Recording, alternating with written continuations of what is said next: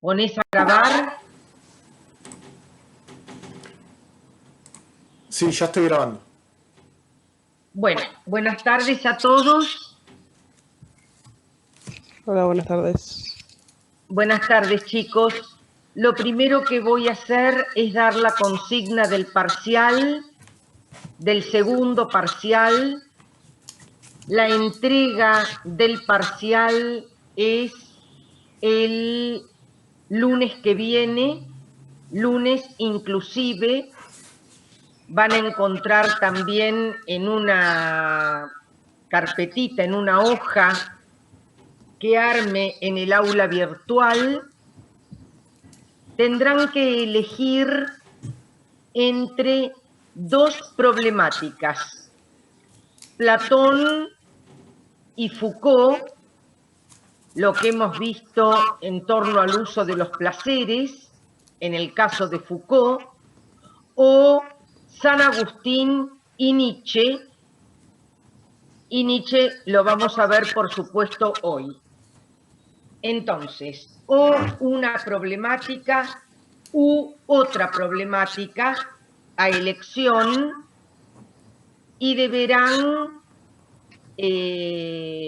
escribir un trabajo, como en el caso anterior, libremente, sin que haya consignas, simplemente elegir uno de los dos temas y debe tener un máximo, que es lo esperable, no que sea menos, un máximo de una hoja, vale decir 2 carillas, las mismas características del primer parcial. Repito, Platón y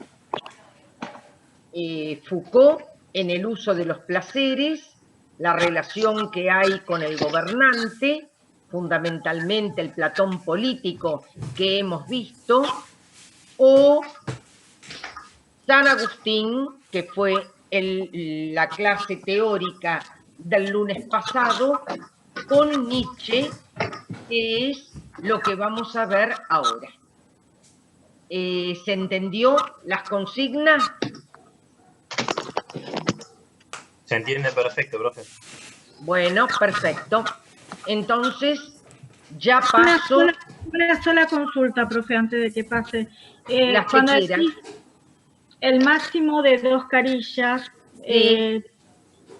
y si pasa media carilla más, digamos 2 carillas y medio, ¿es mucho? No, no hay problema. ¿Algo más? No, nada, eso nada más, profe, gracias. Muy bien. Profe, una última cosa que, bueno, supongo que es igual que en el parcial anterior. También lo mismo, la misma letra, el mismo tipo de interlineado, el mismo tipo de márgenes, sí, todo eso igual. Las mismas características. Excelente. Las repito si hacen falta.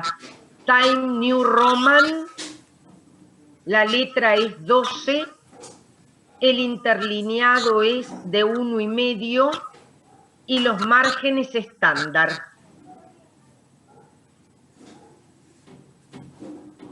Profe, ¿te lo entregamos por medio de tu mail?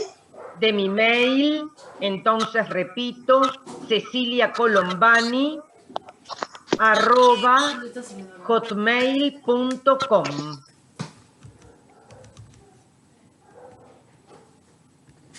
Pancho, ¿podés hacer un resumen de esto y colgarlo en la no sé qué es lo que tenemos, una página, ¿no es cierto? Sí, no hay problema.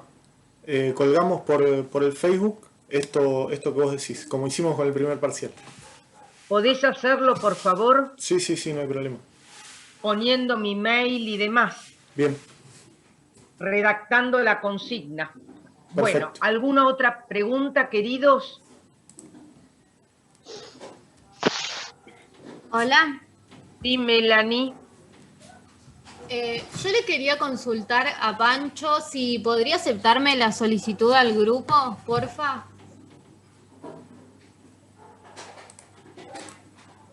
Sí, no hay problema. No la debo haber visto. ¿Cuándo la mandaste más o menos? La clase pasada, creo. Ah, me pareció que lo había aceptado, pero ahora me fijo. Bueno, dale, no hay drama igual. Gracias. De Bien, nada. ¿alguna otra cuestión o puedo arrancar? Bueno, arrancamos entonces. Vamos a arrancar desde el punto en que hemos analizado a Dios como una arqué máxima. Entonces recuperamos este esquema piramidal para pensar precisamente la perspectiva de Dios como un principio ordenador y creador de todo lo que es.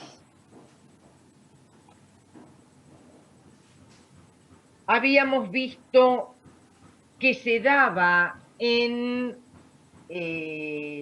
Agustín una dualidad de topoi, una dualidad de planos, que lo pudimos ver en las díadas padre-hijo, creador-criatura, criador-criatura, vimos cómo era la creación, etcétera, etcétera.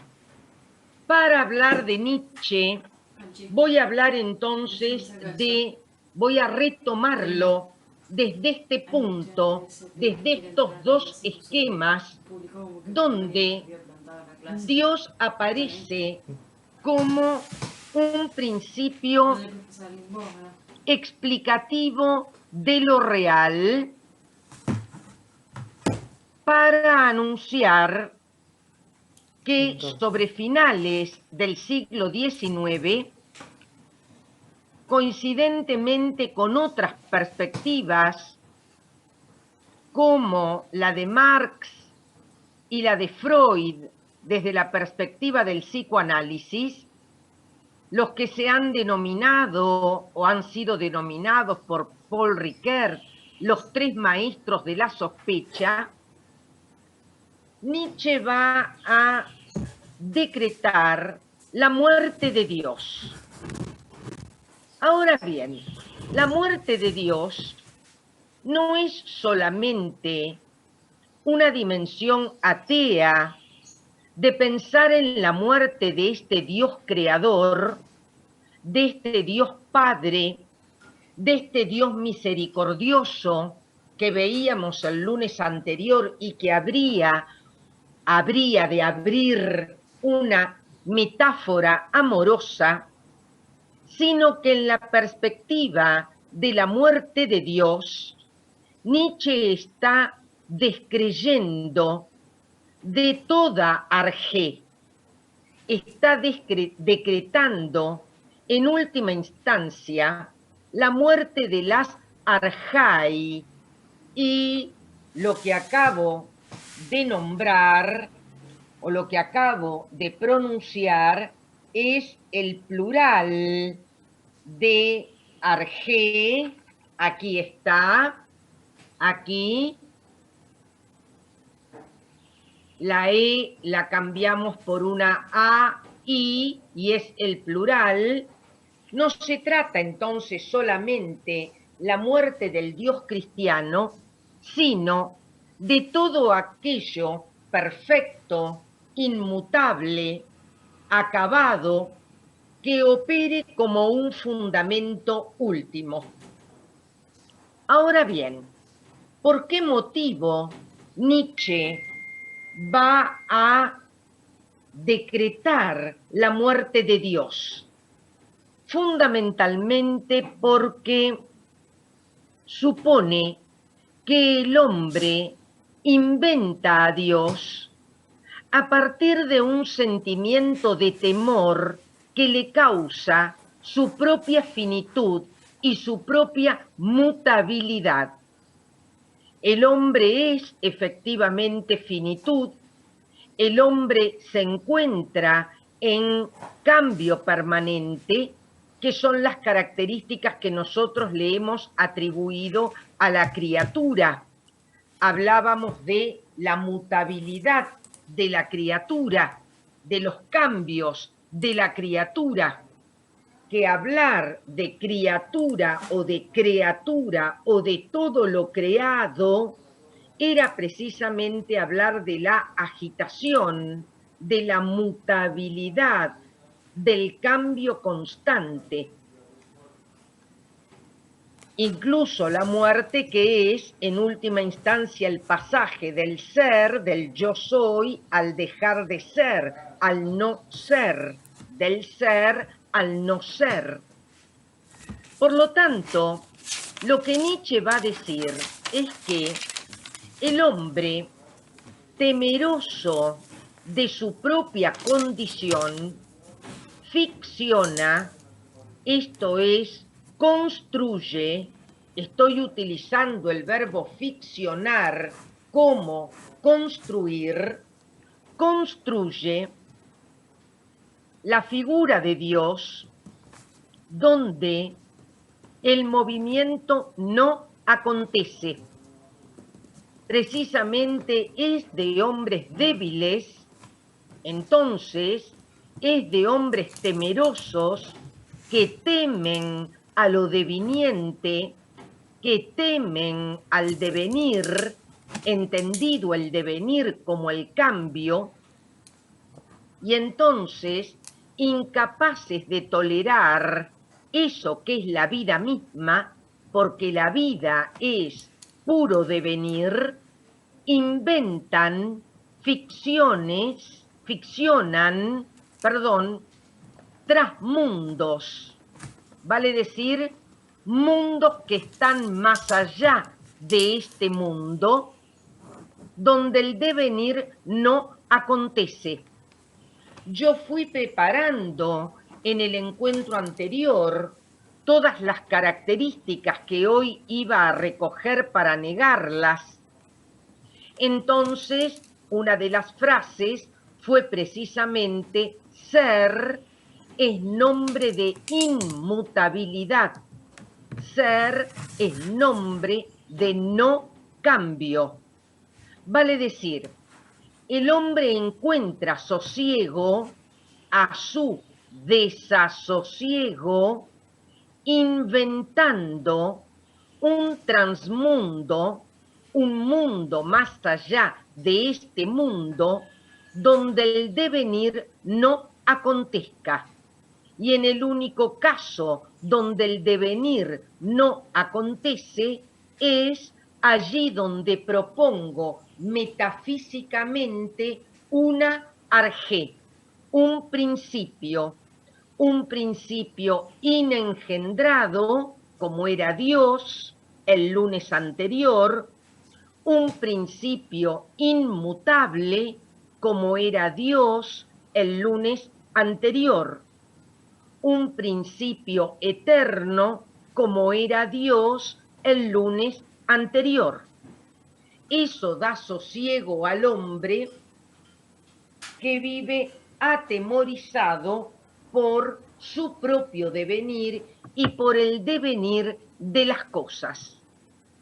Entonces, vamos a revisar algunas expresiones nietzscheanas donde, una vez que hemos entendido esta idea de la muerte de Dios o de la caída de las arjai, de la caída de cualquier principio que opere con las características de Dios, entonces vamos a hablar, por ejemplo, de una metafísica teológica.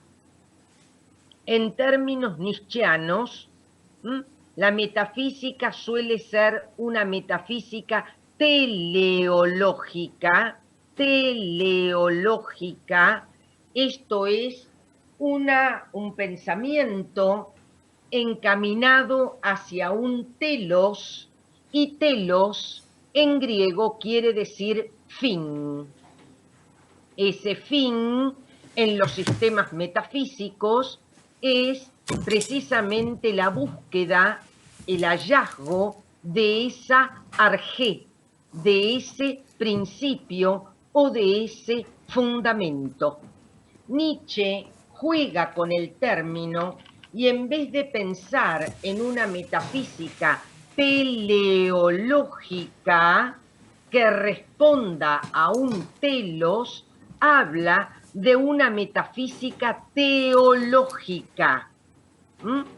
Por favor, cuiden bien la diferencia que estoy haciendo entre teleológica y teológica, porque lo que está diciendo es que toda la metafísica busca de alguna forma a Dios o a un equivalente de Dios. En ese sentido habla de una metafísica teológica.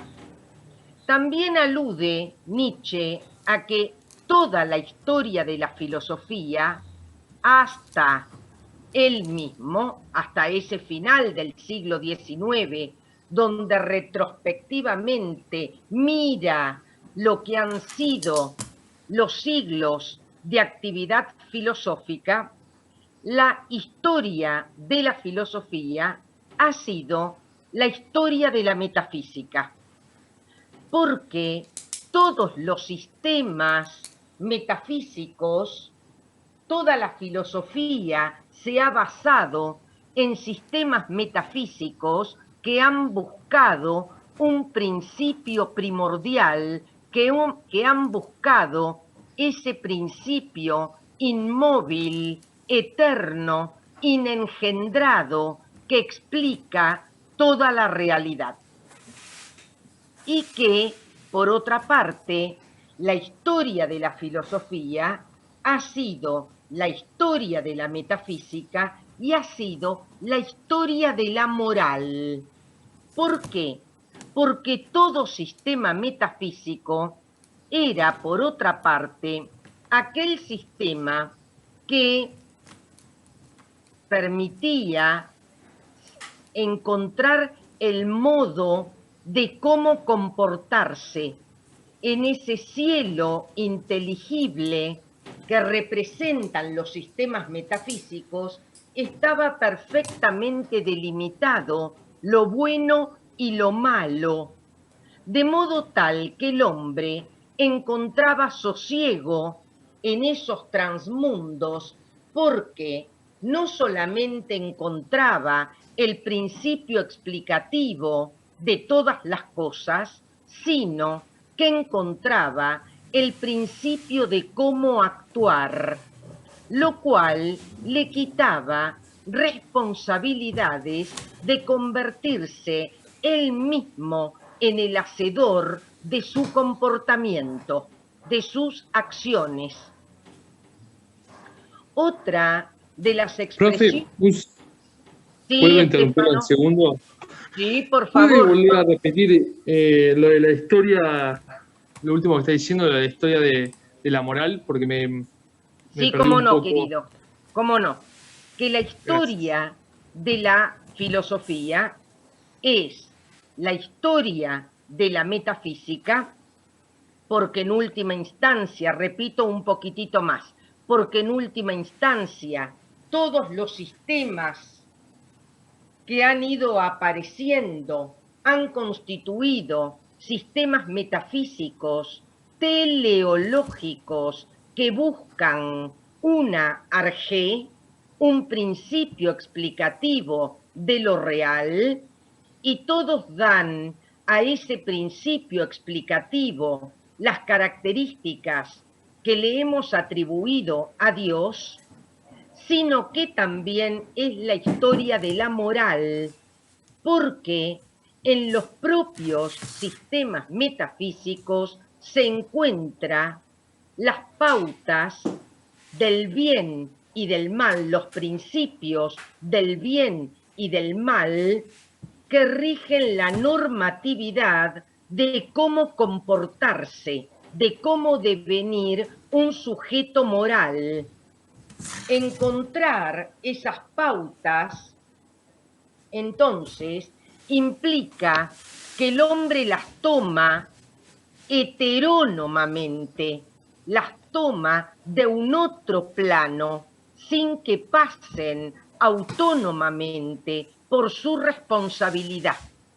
Nietzsche lo que está imaginando, como lo imagina Sartre, a quien nombré en el encuentro anterior, y que hoy lo tenemos que unir a Nietzsche en algún aspecto, es que el hombre es lo que él se hace.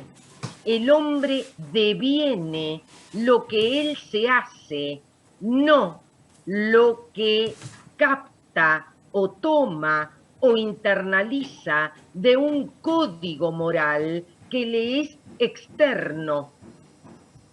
Esto, tomar externamente de un código heterónomo que no pasa por su autonomía, lo excusa de algún modo de aquello que es. Lo que Nietzsche está proponiendo en última instancia es que el hombre devenga artífice de su propia vida.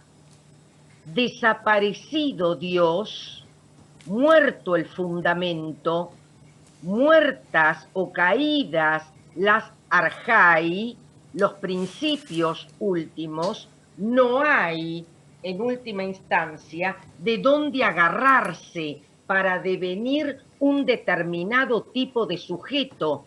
Uno se hace, y el sentido es un sentido provisorio. No hay más sentidos últimos, no hay más sentidos definitivos.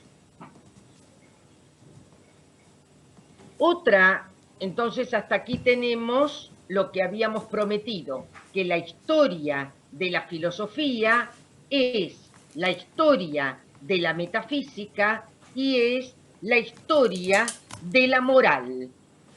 Vamos a ver ahora otra expresión nietzscheana para explicarla. ¿Por qué dice que buscar un fundamento último, buscar una arjé, representa una forma de la decadencia, de la enfermedad, o que esa enfermedad no es otra cosa que una perspectiva antivital? Bien, la decadencia, entonces, del hombre está precisamente en buscar, en aferrarse a esos sistemas metafísicos, y la decadencia radica en que el pensamiento metafísico es un pensamiento antivital porque niega fundamentalmente la vida. ¿Por qué niega la vida? Porque la vida es cambio, la vida es transformación, la vida es metamorfosis permanente y continua. En cambio, la búsqueda del ideal implica una congelación de la vida, congelar la vida en aras del ideal. En este sentido, la enfermedad del hombre se llama metafísica, precisamente por la necesidad humana de encontrar lo que él llama los transmundos. Él llama a los hombres que buscan esos transmundos los trasnochados del más allá, los trasnochados del más allá, vale decir, aquellos que a través de los sistemas metafísicos buscan permanentemente algo inmóvil, algo inmutable, una perfección que no cambie. Dice por otra parte, que esta enfermedad parece ser una tendencia natural, una necesidad natural del hombre. Ahora bien, otra de las expresiones que tenemos que comprender es la idea del monotonoteísmo. Monótono, cuidado que Nietzsche juega con las palabras. Acá estaríamos en monoteísmo, para pensar en la perspectiva de un único Dios. Lo que vimos el encuentro anterior es una perspectiva monoteísta, con la experiencia de un único Dios. Nietzsche juega con esta expresión y la transforma en la expresión monótono-teísmo. Vuelve a pensar en lo monótono en el sentido de la monotonía de la vida de los hombres que niegan la propia vida al negar los impulsos, al negar los deseos, al negar el movimiento, al negar todo lo instintivo que hay en el hombre. La vida se vuelve monótona. Esta vida no sería más que un tránsito para lo que es otra vida, una vida que uno espera o que algunos esperan en el más allá. Por lo tanto, en ese juego de tensiones entre esta vida y una vida esperada en el más allá, uno niega la propia vida y entonces la vida se vuelve monótona porque niega el movimiento, porque niega los deseos, porque niega las pasiones, porque todo sistema metafísico está por otra parte asociado a un cierto ascetismo, a una negación del cuerpo, a una negación de las pasiones que el cuerpo implica. Todo eso debe ser perfectamente dominado y, es más, debe ser neutralizado en aras de una supremacía del alma que va a ser el pasaporte a ese más allá. Según Nietzsche, este sistema, que él lo ve como un sistema perverso para el hombre, porque le quita libertad, porque le quita autonomía, porque lo sujeta aún más allá, en ese sentido alude a un monotonoteísmo. Quiero saber si se está entendiendo, quiero saber en los minutos que quedan para después volver a entrar, quién tiene preguntas hasta el momento. Se entendió muy bien, profe. Gracias. Bien, Joaquín. Otras. ¿Quién me quiere preguntar algo? Me perdí en lo que sería lo monótono. Me perdí en ese ámbito. Muy bien, vamos de nuevo. Monoteísmo. Monoteísmo es mono, uno solo, teísmo, Dios. Un solo Dios, en la línea de lo que veíamos en el encuentro anterior. Nietzsche va a parafrasear la frase aludiendo a un monótono, de monotonía, monótono teísmo. Esto se asocia fundamentalmente a la exigencia de los sistemas metafísicos de una dimensión ascética en el hombre de una renuncia al cuerpo, de una renuncia al vitalismo, de una renuncia a las pasiones, de una renuncia a los deseos, de un estricto control del cuerpo por parte del alma, porque esa pureza del alma, que suele ser una exigencia de los sistemas metafísicos, del platónico, por ejemplo, del agustiniano, por ejemplo, y de tantos otros, ese es el pasaporte a esos trasmundos. Por lo tanto, la vida resulta monótona porque a la vida le quito la sal de la vida, vamos a pensarlo metafóricamente, y esa sal de la vida, ese sabor de la vida, es precisamente lo deviniente que la vida tiene, lo deseante que la vida tiene. Los sistemas metafísicos, por el contrario, proponen un camino de ascenso, vamos a jugar con este esquema piramidal, un camino de ascenso hasta alcanzar la arjé.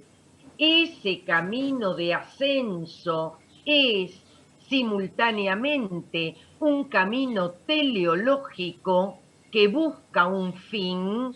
El fin último es precisamente la captación, ahora vamos a hablar de eso en cuanto la reunión se retome, de ese arjé para convertirse en otro hombre. Hay una promesa de un hombre nuevo, dice Nietzsche, es la promesa del santo, es la promesa del filósofo. Entre el santo y el filósofo no hay diferencia alguna. Tanto uno como el otro han renunciado a lo más vital, que es la vida, para quedarse en la pura contemplación que exigen los sistemas metafísicos. De allí que diga, por ejemplo, en la genealogía de la moral, que no hay nada más perverso que crearle al hombre una memoria y crear un hombre capaz de hacer promesas. Porque cuando yo prometo, lo que hago, estoy hipotecando mi devenir, hipotecando todas las posibilidades deseantes que tenga. Vamos a pensarlo en el compromiso matrimonial, en un modelo de compromiso matrimonial. Yo prometo amarte hasta el fin de los días. Eso implica una renuncia a lo más vital, que es lo deviniente. ¿Qué sé yo si te voy a amar hasta el fin de los días? Te amo hoy, que tiene sentido esta relación, pero la relación puede dejar de tener sentido y dejar de amarte. Entonces no hay nada más perverso, dice, que un animal al que se le ha creado la posibilidad y la exigencia de hacer promesas, porque la promesa lo que hace es hipotecar en el presente el futuro por venir. Bien, Pancho, nos queda menos de un minuto. Entro nuevamente, entramos todos nuevamente con el mismo código. Sí, sí, por el mismo link, como las veces anteriores. Por el mismo link. Sí. Bien, chicos, si tenemos dificultad, no tengan ningún inconveniente, porque con esto alcanza para oponerlo a Agustín. Pero vamos a tratar de entrar nuevamente.